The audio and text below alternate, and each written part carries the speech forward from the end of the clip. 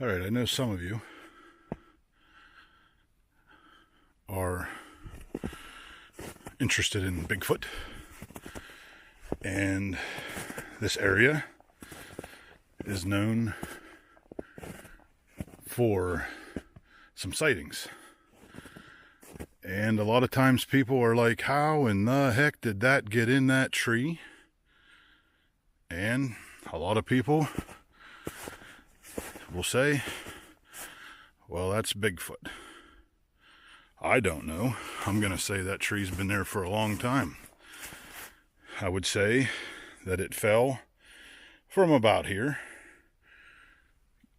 fell into that tree, lifted the root bulb up, and there you have it.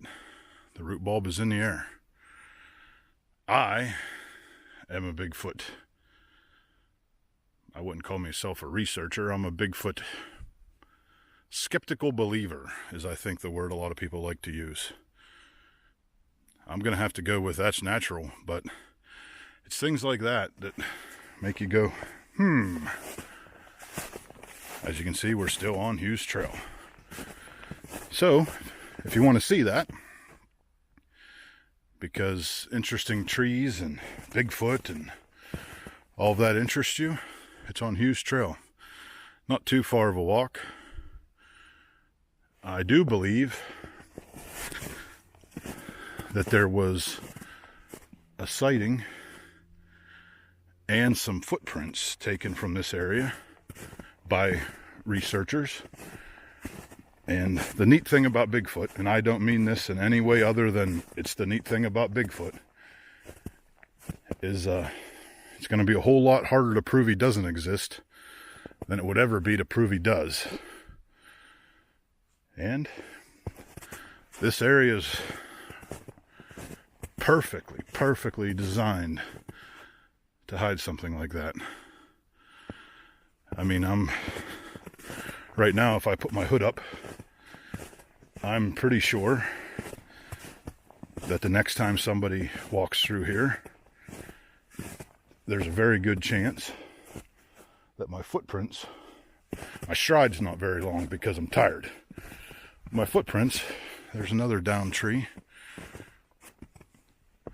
once the snow starts to melt, are going to look ginormous. And if the snow melts fast enough in the weirdest of ways, every couple footprints might disappear, only leaving what looks like a long stride. You never know, though. I mean, look how thick this is. You can't see very far. Ah, there we go. There's a heron. I don't know if it's showing up in the camera or not, but I'm trying my best. As a matter of fact, a quick story about a heron, great blue heron. As a kid, I didn't realize that they were anywhere but lakes. Didn't have any idea they were anywhere else as a kid.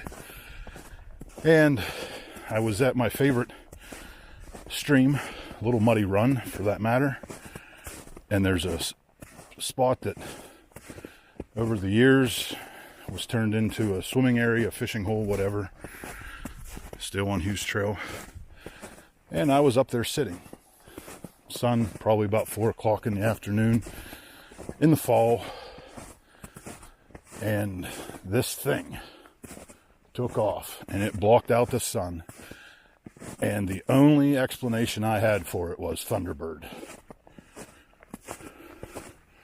That's it, man. That's the only explanation I had for it for years. And then I finally seen a great blue heron take off at the, I'm trying to think what the heck it's called. The mirage line. If you're a shooter, you'll know what that means. And the thing looked huge. And I'm like, there's the Thunderbird. And then it got out of the mirage line and come over my kayak. And I was like going home to research great blue herons. So you never know what you're going to see. Whether you see something that can't be explained or something that you can't explain at the moment. Out in the forest, you'll see it all. Once you're out there, for sure. So as usual, I took too long staring at things that interest me. The problem I have about being a day hiker or a overlander or I don't know, any of those things, a backpacker, is I can hike long miles and I can do it quick, but I just like being in the forest. So I might say at the end of the day, hey, I'm going to go take a hike. I'm going to nail out 10 miles. Or I'm going to go on a backpacking trip and I'm going to go 10 miles to this campsite. Next thing you know, 3 hours in, I've went a mile and I'm never going to get to where I want to go. So the greatest thing about adventure is just don't make a plan. Get out a map, find somewhere near your home or far away, and head there. I'm an over planner, is my problem usually. Also, on the flip side of that, but make your plan. You know, share it with somebody if you're by yourself.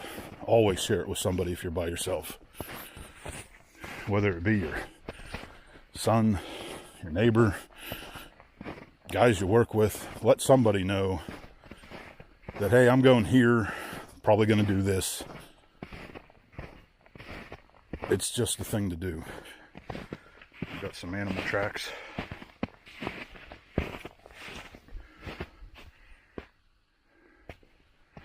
But once you get there, then it's game on. It's whatever you end up doing.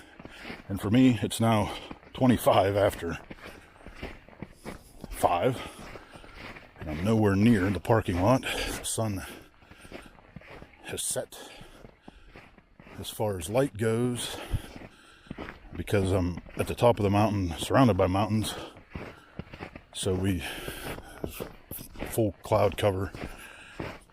The parking area closes at sunset. Dusk isn't officially till 6 o'clock, so I gotta hightail it back. Gonna go ahead and end this video here. If you have any questions, comments, concerns, please post them in the comments section. If you're a Bigfooter and you have a opinion of that tree, I'd love to hear it. Matter of fact, I'm back to it already. If you just watched a series the other day, a new series, I believe, it's about thunderbirds at the Chestnut Ridge. Some interesting stuff. I can't remember. It was on Max, so it would be on there. I can't remember the name of it. Check that out, because Chestnut Ridge isn't too far from here. Other than that, hope to catch you in the forest.